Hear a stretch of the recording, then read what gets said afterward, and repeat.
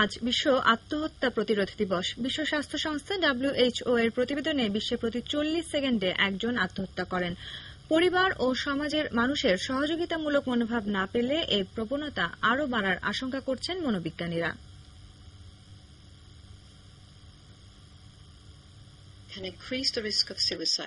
বিশ্ব আত্মহত্যা প্রতিরোধ দিবসকে সামনে রেখে বিশ্ব স্বাস্থ্য সংস্থা এবারই প্রথম কোন গবেষণা প্রতিবেদন প্রকাশ করল।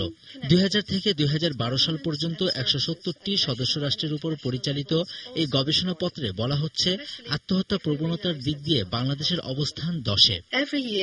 More than 800,000 people die by suicide worldwide.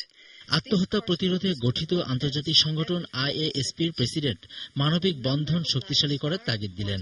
At several levels, if we want to enhance strategies to prevent suicide worldwide. বাংলাদেশের মনোবিজ্ঞানীরা বলছেন, কোন সুস্থ মানুষ কখনোই আত্মহত্যার পথ বেছে নিতে পারেন না।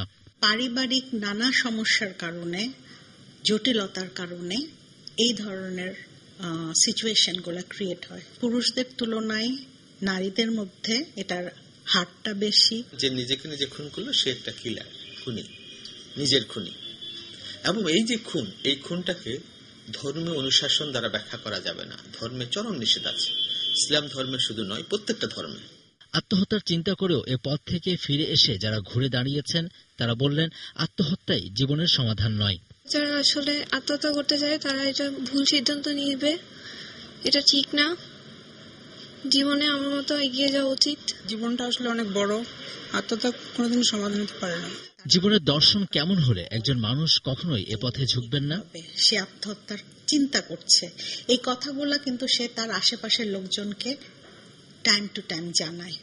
আশেপাশের লোকদের কিন্তু এই সাইনগুলাকে পিক করতে শিখতে হবে, তাকে বুঝার চেষ্টা করতে হবে, তার দিকে সেই বন্ধুর মতন সাহায্যকারীর হাতটা বাড়িয়ে দিতে হবে। আমি দেখি 96-97 লক্ষ লোক সারা দেশব্যাপী শুধুমাত্র ডিজিজ প্রসেসের কারণে আত্মহত্যার ঝুঁকিতে আছে।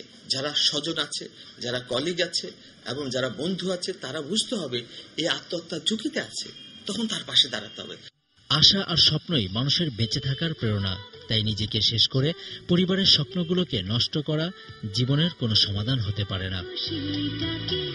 Javed Akhtar, ATN news, Dhaka.